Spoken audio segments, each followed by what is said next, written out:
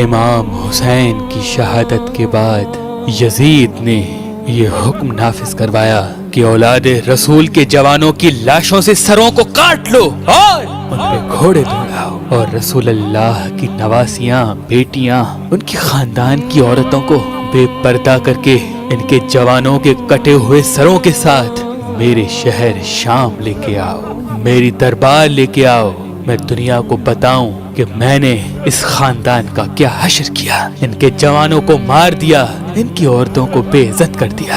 بس آل رسول کو قید کر دیا گیا، کٹے ہوئے سروں کے ساتھ رسول اللہ کی نواسیاں بازاروں اور بدنام گلیوں سے گزر گئی۔ جب شام تک پہنچی تو یزید نے یہ پیغام بھجوایا کہ رسول اللہ کے خاندان کو شہر سے باہر ٹھہراؤ، پہلے میں اپنا شہر شام سجا لوں۔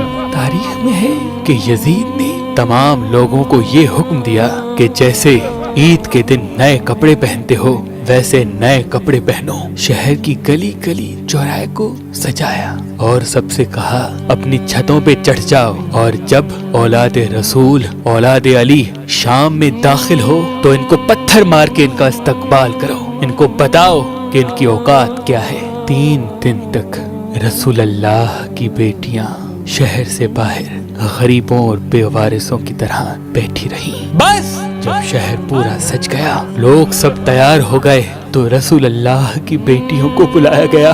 کہیں سے کوئی پتھر مارتا ہے، کہیں سے کوئی گرم پانی پھینکتا ہے، کہیں سے کوئی توہین کرتا ہے۔ وہ تمام لفظ اللہ کے رسول کے خاندان نے برداشت کیے۔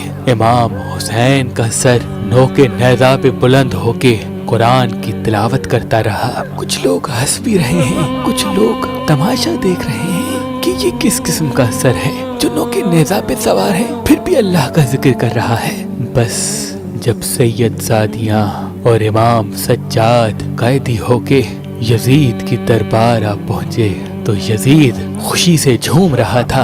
اتنے میں کسی نے امام حسین کا کٹا ہوا سر یزید کے سامنے پیش کیا۔ یزید اپنے ہاتھوں میں لاٹھی لے کے امام حسین کے پاک لبوں پہ مار رہا تھا اور ہنس ہنس کے یہ کہہ رہا تھا، کاش آج میرا بابا زندہ ہوتا، کاش آج میرا دادا زندہ ہوتا، ان کو بتاتا کہ میں نے بنی ہاشم کے ساتھ کیا کر دیا۔ رسول اللہ کے نواسے کی توہین کر ہی رہا تھا۔ اتنے میں یزید نے یہ سوچا کہ اللہ نے مجھے بڑی عزت دی ہے۔ درباری خطیب سے کہا کہ آؤ منبر پہ دنیا کو بتاؤ کہ بنو امیہ اس زمین پہ کیا مرتبہ رکھتا ہے۔ وہ پکا ہوا خطیب منبر پہ آیا اور یزید کی شان میں قصیدے گانے لگا۔ اتنے میں امام سجاد زنجیروں میں جکڑے ہوئے کہنے لگے، اے خطیب، افسوس ہے کہ تم نے مخلوق کو راضی کرنے کے لیے اپنے خالق کو ناراض کیا ہے، بس تم نے اپنا ٹھکانہ دوزخ بنا دیا۔ پھر امام سجاد نے یزید کی طرف دیکھا اور کہا، اے یزید، مجھے بھی اجازت دے کہ میں اپنے خاندان کا تعارف کرواؤں۔ لوگوں نے کہا کہ یزید یہ بیمار قیدی جو اپنی بہنوں بیٹیوں کے ساتھ رسوا کھڑا ہے، یہ تمہارے سامنے کیا کہے گا، دے دو اس کو بھی اجازت۔ بس یزید تکبر کے نشے میں مست کہنے لگا، آؤ اپنا تعارف کرواؤ۔ امام سجاد زنجیروں میں جکڑے ہوئے منبر پہ آتے ہیں اور فرماتے ہیں، تعریف اس اللہ کی جو تعریف کے قابل ہے۔ اے لوگو، اللہ نے ہمیں 6 چیزیں عطا فرمائی اور 7 چیزوں سے ہمیں برتری حاصل ہے، اور وہ 6 یہ ہیں، علم و حکمت، حلم و بردباری، جود و سخا، فصاحت و بلاغت، شجاعت و بہادری، اور مومنین کے دلوں میں محبت و مودت۔ اور ہماری 7 فضیلتیں یہ ہیں کہ اللہ کا رسول حضرت محمد مصطفیٰ صلی اللہ علیہ وآلہ وسلم ہم میں سے ہیں، امت کے صدیق اور جواں مرد علی و جعفر ہم میں سے ہیں۔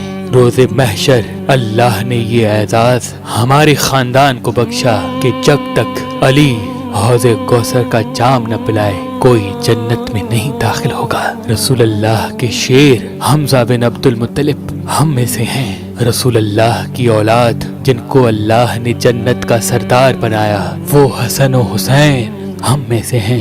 اللہ نے جس عورت کو تمام عورتوں کی سردار بنایا وہ رسول اللہ کی بیٹی فاطمہ ہم میں سے ہیں۔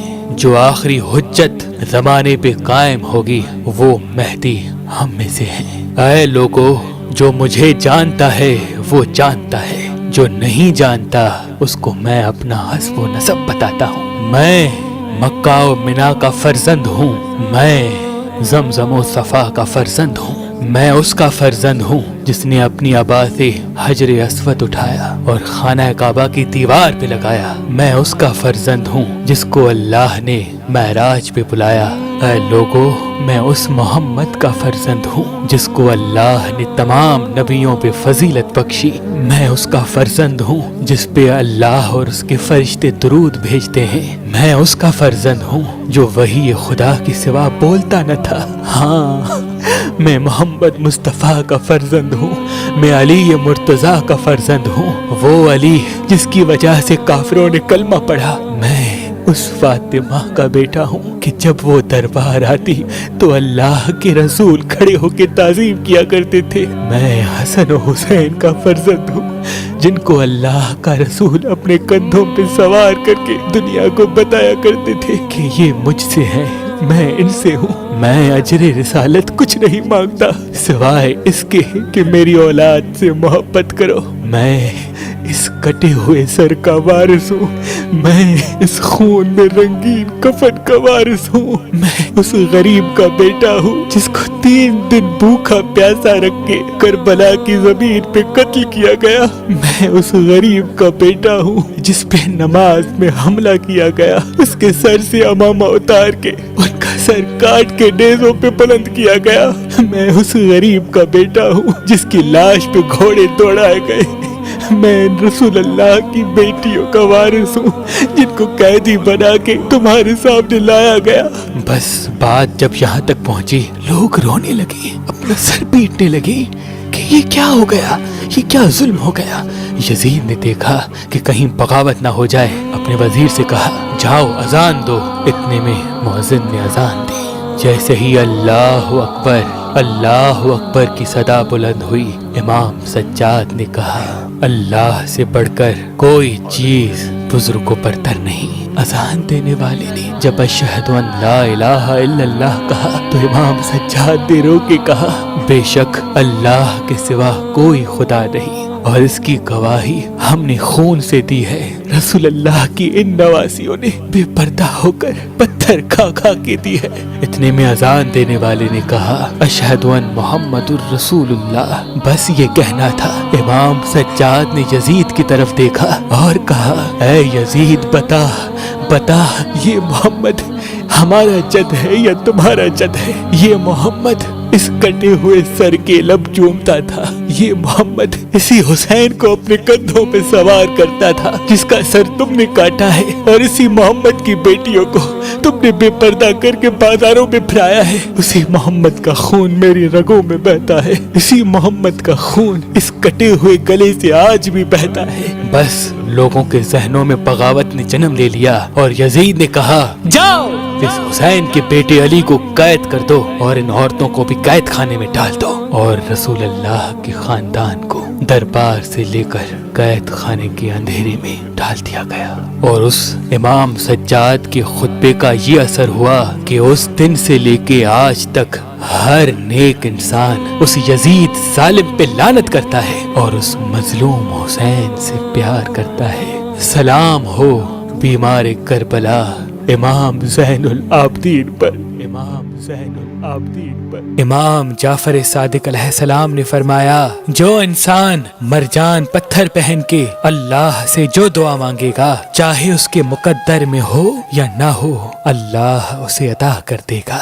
تبھی اس پتھر کو مقدر بدلنے والا پتھر کہا جاتا ہے۔ تو ابھی ہماری ویب سائٹ مہربانی.com پہ آئیں اور یہ پتھر حاصل کریں۔ آپ اپنا لکی پتھر ہماری ایپلیکیشن جو گوگل پلے اسٹور اور آئی فون ایپ اسٹور پہ موجود ہے ان سے بھی حاصل کر سکتے ہیں۔ مزید معلومات کے لیے ہمارے نمبر پہ کال کریں۔ اللہ آپ کو سلامت رکھے، اللہ آپ کو سلامت رکھے۔